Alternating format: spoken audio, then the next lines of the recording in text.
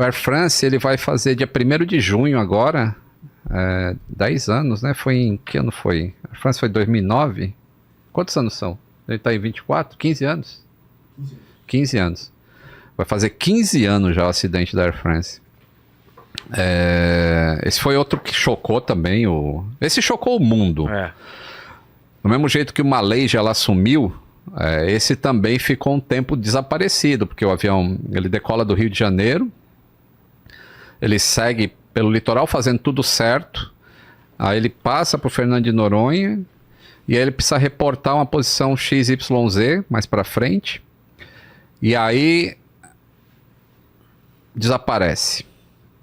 Então o avião não chega na França, ninguém sabe onde que está. Senegal não recebe nada do avião, Fernando de Noronha também não. Só que esse avião já né? A gente está em geração 3 de avião aí. Ele mandou umas informações para o setor de manutenção da Air France de que algumas coisas estavam erradas no avião. Só que essas mensagens não faziam muito sentido pelo volume que elas tinham. E aí já se sabia que o avião não chegou. Nesse momento já não tem mais combustível. Então aconteceu um acidente. Caiu. E aí começa-se a busca. Foi uma busca gigantesca. O Brasil auxiliou bastante nessa busca, porque foram águas internacionais. Já fizeram uma área de busca baseado... Quando o avião manda a informação para manutenção, ele manda junto a localização dele, que é latitude e longitude. Então eles começaram fazendo naquela área, e aí, mas a maré vai levando destroços, né? Mas já começaram a achar pedaços desse avião, e aí se constatou, ele caiu aqui no Oceano Atlântico. A questão é, por quê? É isso que eu ia perguntar. Por que esse avião caiu?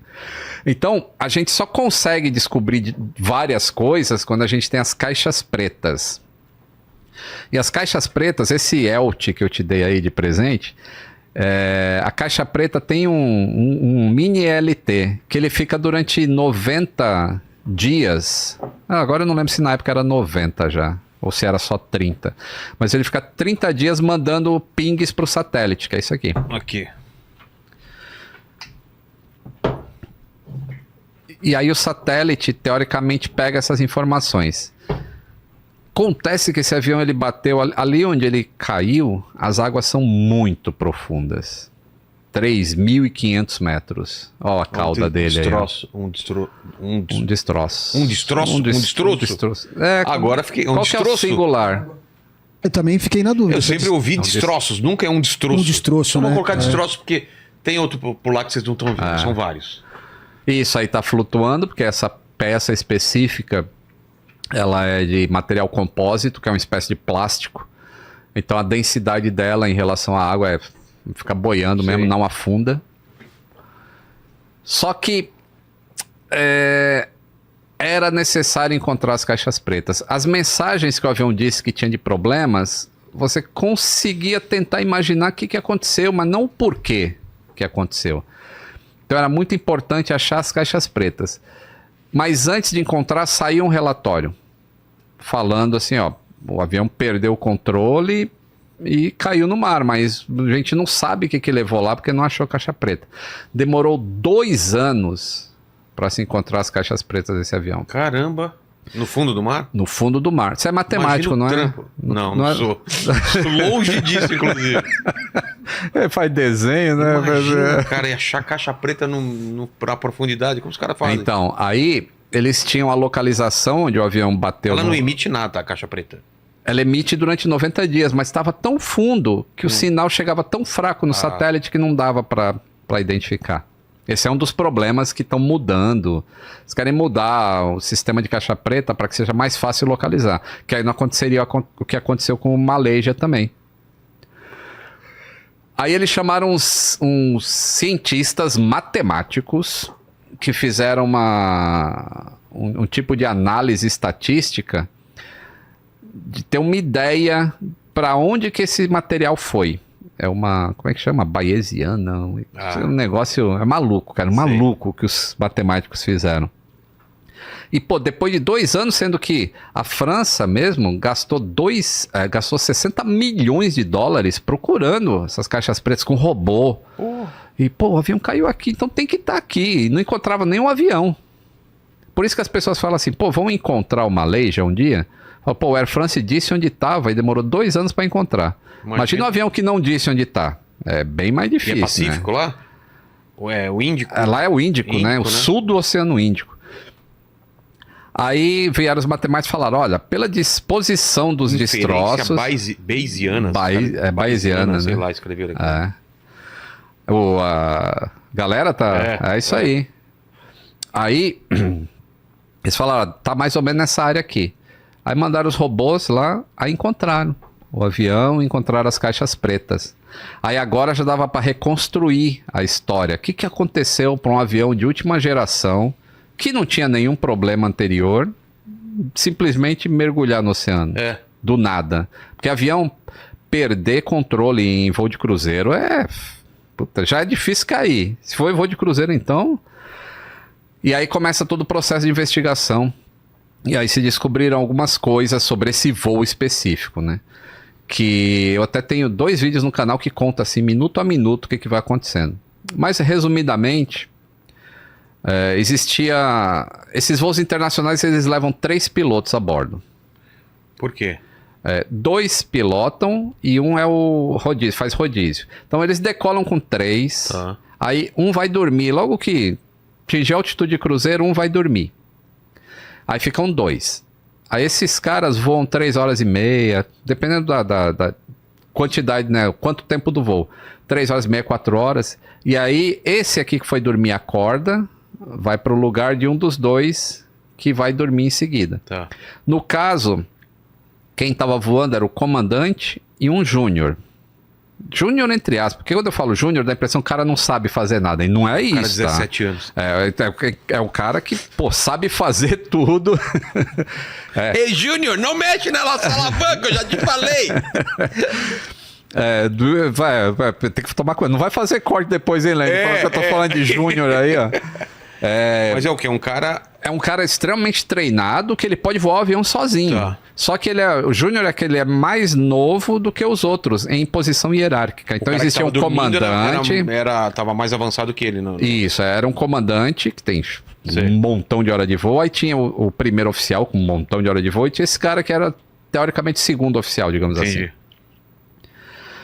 Aí o primeiro oficial levanta e vem para a cabine para fazer a troca de turno. E aí começam os problemas, assim, de não seguir procedimentos. Porque existe um procedimento muito bem detalhado, assim, como é que você passa serviço de um para o outro. Sei. E os caras meio que ignoraram algumas coisas lá. E o comandante em si, já quando eles estão aproximando da zona de convergência intertropical, que é onde tem tempestades ali perto do Equador, onde as caravelas de Cabral passavam já ou afundava ou ficava sem vento e os caras morriam de fome do mesmo jeito. Então era difícil cruzar o oceano naquela época de caravela. O copiloto, ele tá meio preocupado, que ele fica falando, nossa, a temperatura tá muito alta e a turbulência começa a aumentar. E ele gostaria de subir, só que o avião tá muito pesado ainda. Ele decolou do Rio, tem só 3 horas, então tem combustível pra cacete. O avião não pode subir com tanto peso assim, porque o centro de gravidade não está no local ideal ainda. Então ele está meio preocupado com isso. E o comandante está lendo... Nem se liga com a preocupação do cara lá. Está lendo uma revista. E aí quando chega o cara para trocar, faltava menos de 15 minutos para eles entrarem no bojo mesmo de onde estava a tempestade. E aí ele vai despreocupado, vai dormir. E aí o outro... primeiro oficial assume lá do lado esquerdo, mas não tem assim, ó, a gente já fez isso, a gente já fez aquilo, não tem uma passagem de serviço. E o cara tá preocupado.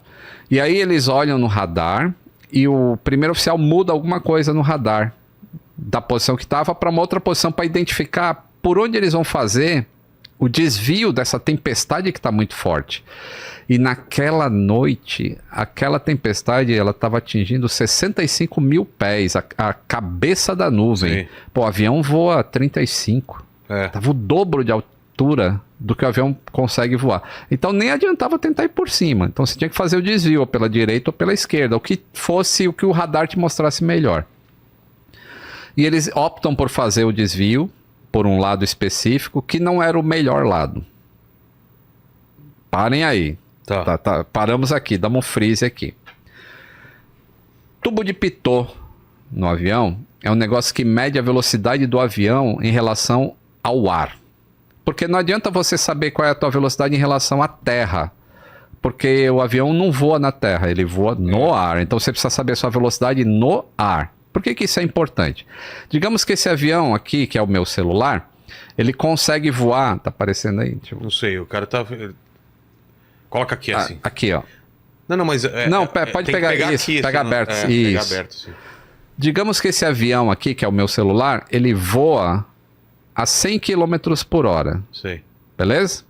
Então, se tiver um vento de 100 km por hora no nariz dele e ele voa a 100 km por hora, então ele tá 0 em relação ao chão. Concorda? Ele tá voando, só que 100 de vento com 100 no nariz, 0. É 100 menos 100. Então ele tá com 0 em relação ao chão. Então, por isso é importante saber a velocidade no tubo de pitot, é pressão aerodinâmica. Porque em relação ao chão, você está voando seguro, mas você pode estar a 20. Se é um vento de 90, aí ele voa com 100. Então, ele pode estar a 10 por hora em relação ao chão, mas ele está 100 por hora em relação ao vento. Sim. E isso é o que importa. Então, os tubos de pitot, neste avião específico, neste modelo de avião, naquela época, tinha sido descoberto um problema pela fábrica. O aquecimento dele não era suficiente em determinadas condições meteorológicas. Ele esquentava, funcionava, só que se uma determinada temperatura fosse atingida, ele não conseguia derreter o gelo. O gelo, na hora que batia nele, virava imediatamente cristal de gelo. Se atingissem determinadas temperaturas, que é chamado de supercooled water. É tipo, a água está em formato líquido ainda dentro da nuvem, mas ela está tão gelada que qualquer coisa que encoste nela, ela imediatamente vira gelo. Entendi. Já viu uns vídeos na internet assim que a garrafa... Ou quando você vai pegar aquela cerveja geladinha, ela tá líquida. Você põe a mão... Congela. Congela na hora. Então, essa temperatura, se fosse atingida, virava cristal de gelo na hora. E isso dava indicações erradas para o computador do avião da velocidade do avião. Então, vamos voltar para nossa cabine agora. Os caras desviam e eles entram numa zona daquela tempestade que estava com temperatura baixíssima. E dá para ouvir na caixa de gravação de vozes o gelo começando a se formar no para-brisa, o barulho e alta turbulência. O cristal de gelo se forma nos 3 tubos de pitot ao mesmo tempo. Ele tem 3, que é tripla redundância, e são totalmente independentes. Sim. Na hora que acontece isso, o computador, que é quem voa o avião, ele perde a informação válida de qual a velocidade que eu estou voando. E aí o computador fala, ô ser humano, controla aí, porque agora eu não sei mais de nada. Vem um sinal então para os caras. Vem, acende um monte de alerta.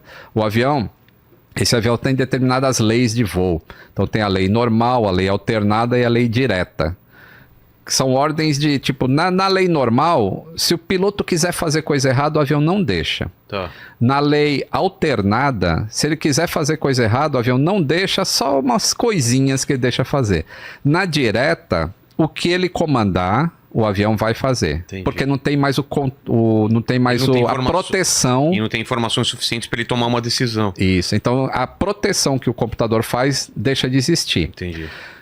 Só que os pilotos nunca voam sem proteção. Tá sempre funcionando aquilo. Então, na hora que começou a... Não tem outra forma de saber a velocidade do vento também. Dá para... Hoje em dia dá. Dá. Porque depois que aconteceu isso, você começa a... E se a gente... Na verdade, você consegue fazer uma... Por semelhança, você consegue usar ground speed, a velocidade em relação ao solo. Mas precisa de alguns outros fatores. Você tem uma ideia de como o avião está voando, mas não é certeiro. Mas já existia procedimento, assim, se você perde toda a sua informação de velocidade... Dos tubos? De velocidade do avião. Assim, o avião não sabe que velocidade, você não consegue mais confiar em nada. Então existe um negócio que chama pitch and power. Ou seja, você coloca o nariz do avião em determinado ângulo e mantém a potência que você estava fazendo nos motores sem mexer. Tá. E aí o avião vai permanecer voando naquela velocidade. Então o computador cai fora. E aí, neste momento que tá tudo, um monte de mensagem lá, porque, pô, pensa, um computador que tá controlando o avião daquele, vem um monte de informação errada, de problema, os pilotos não têm nem tempo de ver o que tá acontecendo. E aí, o piloto mais jovem, ele começa a subir o avião, como que tentando fazer o negócio assim, pô, eu preciso sair dessa... Mas por que o outro cara, por que ele... E não o outro mais experiente? Essa é uma dúvida que fica para sempre, entende, assim. tá. Porque, e ele fala, my controls. Assim, por que... E aí entra assim, né? Se o comandante tivesse feito o briefing, ó, se acontecer alguma coisa, você é responsável por isso, você é responsável por aquilo. Não teve isso. Então, na hora que aconteceu o problema, não existe uma coordenação, assim, eu faço isso, você faz pode ser aquilo. que o outro tava dormindo, por exemplo, do lado. Não, o comandante foi dormir lá... O que tá do lado. Porque são dois que estão... Ah, não tava. Os dois estavam lá. Os dois estavam lá. Tá. É que tem a conversação dos dois ainda, tem. mas é uma conversa meio descoordenada, porque eles não sabiam o que estava fazendo. O que estava pilotando não dava informação correta para o outro. Entendi. E o outro não conseguia ver o que aquele estava fazendo, porque é tudo escuro lá no... Então, esse da direita começou a puxar o manche e o avião começou a subir. Mas lembra que eu falei que ele estava muito pesado? E não dava para subir? Então ele vai subindo e aí chega numa altitude em que ele perde tanta velocidade que ele começa a descer dessa maneira aqui, ó. Deixa eu... Como assim? Ah, tá. Ele desce assim, ó. Ele não embica. Ele vai descendo com o nariz para cima. Cara. E aí... Vai perdendo altitude. Vai perdendo, isso é perda de sustentação. Sei. E aí começa a tocar um alarme. Stall, ou seja, tá perdendo sustentação. Só que os pilotos nunca ouviram esse alerta, porque esse avião foi feito para nunca entrar em condição de perder sustentação. E aí começa uma conversa assim, pô, mas eu não sei o que tá acontecendo, eu tô puxando o tempo todo. E aí o cara fala, não puxa. Empurra o manche, que é para o nariz descer e você ganhar velocidade. E ele faz isso num primeiro momento. Quando ele tá caindo assim, Sim. essa mensagem que avisa que ele tá sem sustentação, a velocidade fica tão baixa que o sistema fala, é impossível estar nessa velocidade. Então não vou avisar que tá em stall, porque o avião nessa velocidade não voa. Olha a lógica do sistema. Então ele não dava stall. Quando ele baixa o nariz e o avião começa a pegar velocidade... Aí chega naquele limite em que o computador fala, putz, eu vou perder sustentação se não acelerar mais. E aí ele começa a avisar, stall. Aí ele puxa de novo e coloca na condição em que não tem como recuperar. Levantar o nariz de novo. E ele começa a cair. E não tem uma sensação de queda, tá? Porque ele atingiu uma velocidade tal que você não tem mais aceleração. Você só tem a queda. Só que o pitot começou a voltar a funcionar de novo, mas eles não acreditam no que o instrumento está mostrando. Então, o sistema que indica o quanto eles estão descendo por minuto, chegou a 10 mil pés por minuto. Ele não acredita naquela informação lá. Ele fala, pô, é impossível, meu corpo não está sentindo que eu estou descendo isso. E não sente? Não. É muita distância para o corpo não sentir, porque não é um... Então, mas é igual quando você pula de paraquedas. Tá. Você salta, né? Eu falar pula, o pessoal não é pula, é salta. Quando você sai do avião, você vai acelerar até atingir, sei lá, 200 km por hora. A partir do momento que você atingiu, você não tem mais sensação de queda, porque não tem mais aceleração no seu corpo, só tem a velocidade terminal, final. Acontece a mesma coisa no avião. E aí, um pouco mais de conhecimento, eles saberiam, por exemplo, que essa indicação não é de tubo de pitot. O que indica o avião quanto ele está descendo ou subindo não é de tubo de pitot. Isso é de sistema inercial. Então a indicação tinha que ser acreditada, assim, que nós estamos descendo a 10 mil pés por minuto, mesmo sem enxergar nada, mesmo sem o meu corpo sentir. Mas enfim. Não conseguem resolver o problema e começam a chamar o comandante lá, o que foi dormir. Aí quando o comandante chega... Eles não conseguem passar para o comandante tudo o que aconteceu. O primeiro momento é que eles sabiam que a velocidade estava errada no início do problema. Eles nunca falam isso para o comandante. e o outro lá puxando o manche para trás o tempo todo e o avião não recupera. Até que quando ele chega, quando ele fala que tá puxando, o comandante, não, desce o nariz, desce. E aí ele começa a descer o nariz de novo, o avião começa a ganhar velocidade, mas aí não dá tempo que ele atinge o oceano. Então vamos lá, o que dava para ser feito, sabendo do problema? Se sabendo do problema hoje... Congela os três Então, hoje aí entra diversas coisas. Por exemplo, naquela época não existia treinamento para as tripulações de como recuperar um stall em alta altitude naquele específico modelo de avião. Porque era muito... Porque nunca ia acontecer. Porra. Então, isso foi uma das coisas que mudou. Falou, pô, a gente precisa dar treinamento para recuperação. Na verdade, os militares faziam isso. Ah, sim. Porque é mais fácil um avião militar perder, né, ficar em condição estranha lá em cima do que um avião civil. Então, passou a ter esse treinamento a cada 6 meses. Os pilotos têm que fazer um treinamento de recuperação de stall com o avião em manual. Esse é um ponto.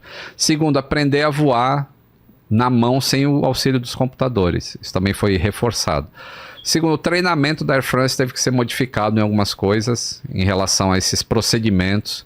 Até a troca de pilotos, como é que é feita hoje em dia, mudou depois desse acidente. Então, novamente, como eu disse, né, não é uma coisa só, são diversas coisas. O uso do radar, como é que você analisa assim para identificar que, pô, o radar às vezes pode estar mostrando que o negócio está bom, mas você tem que, baseado nas condições que você tem em volta, você tem que analisar, pô, ele não tá bom. Mas nesse caso, o que foi a avaliação errada do radar? Eles seguiram por um lugar que não era o melhor. Porque analisaram ruim, fizeram uma análise A gente ruim. não sabe o que eles estavam vendo na tela, porque isso a caixa preta não grava o que eles estavam vendo. Só o que eles falaram. Grava o que eles falavam e quais eram os parâmetros do avião. Mas o que se sabe é que os aviões que passaram na frente dele naquela noite e os que passaram logo atrás dele, eu tô falando logo atrás, é 1 minuto e meio depois, 3 minutos depois, tanto que passou 3 minutos antes quanto que passou 3 minutos depois, eles desviaram para o lado oposto do que o Air France desviou. Então a decisão foi errada. Foi baseada no... isso aí é... Essa daí não... O que são essas coisinhas aí? Isso aí, cara, tá muito fechado. Eu não sei se é tubo de pitot, porque tem o... Ele tá parecendo que é uma vane, isso aí, é indicador de ângulo de ataque. O nome do... eu coloquei como tubos de pitot, aí apareceu essa imagem. Então, esse aí pode ser um modelo novo, mas tem o modelo era diferente na época, tá? Isso eu não sei se é uma vane mesmo ou se agora vem. Eu não sei nem que avião é esse. Tá. Você acha outras fotos aí, né? Cara, dá pra falar. Mas esse é incrível então, né? E, pô, ali tinha até um príncipe brasileiro lá, né? Entre os passageiros, se eu não me engano. Pô, um avião desse que atravessa o oceano, muita gente. E eu tenho um compadre, que inclusive ele é um mecânico de avião. Aliás, olha que curioso. Um dos caras mais ricos que eu conheço, ele não é piloto, ele é mecânico de avião. É mesmo? Que é esse cara. Ele tem uma oficina que faz reparos em turbinas de jatos executivos. Ele é o maior das Américas. Assim, ele já tem oficinas em diversos lugares do mundo, que é o Davidson. Um super mecânico de aeronaves. E aí que mostra, né, quando eu falo, pô, o mecânico pode chegar em qualquer lugar. Tá difícil achar, Elaine? Tá. É que é muito pequenininho, né? Eu tô tentando achar uma imagem grande que dele. Mostra. E ele ia pegar esse voo, cara. Ele tava indo para Paris. Nesse voo. E aí acontece alguma coisa que ele não consegue embarcar naquele dia. E aí ele vai no dia seguinte. No mesmo voo. Meu Deus. Não achou? Tubo de pitot? E quanto tempo depois resolveram aí? Então, demorou 2 anos para se saber disso. Porque tinham que achar... Tinha que achar a caixa preta. Aí quando acharam, aí o relatório foi anexado, né, as novas descobertas, e aí entrou diversos procedimentos, cara. E aí entra, né, recentemente teve um caso na justiça, né, dos familiares, né, das vítimas, que eles entraram com processo contra a Air France, contra a Airbus, e teve um julgamento recentemente que eles perderam. E as pessoas ficam falando, pô, mas tá na cara que houve negligência. né, por que eles perderam a ação? É isso daí? É isso daí, ó. Tá. Que aí mostra como formaria Isso que congelou? O gelo, os cristais de gelo. Tem alguma coisa que melhorou para isso não acontecer também? Tem. Então, como eles já tinham identificado esse tipo de coisa, os tubos de pitôs, eles já estavam sendo substituídos. O fabricante desse tubo já tinha feito um novo modelo que não era suscetível a isso. E quer saber que esse avião, quando ele chegasse na França, ele ia trocar e colocar os novos. Cara, olha que... Não é coisa de Deus isso. Às vezes eu fico pensando assim, que falo, pô, não é possível, cara. Cara, tudo... Não tinha salvação, parece, né? Tudo deu errado. E era voo do... da Air France. Era então, um voo de quantas horas um voo desse? Rio-Paris deve ser umas 11 horas. Por aí. 10 horas e meia, 11 horas. Tá. Que esse entra naquelas estatísticas bem pequena mesmo, que é acidentes que acontecem durante a fase de voo de cruzeiro. Isso é muito difícil. Porque a maior parte é decolagem ou aterrissagem. E aí você vê, ó, enquanto não se resolvia essa questão de tubo de pitô, o avião foi obrigado a voar com 2 tubos diferentes. Um fabricado pela Thales, que era esse modelo, e o outro pela Goodyear, a Goodrich. Porque é uma maneira de você não ter problemas iguais, né, em sistemas diferentes. Porque tem que manter a redundância. A aviação leva isso muito a sério, cara. Então esse aí foi outro desastre. Esse marcou muito também.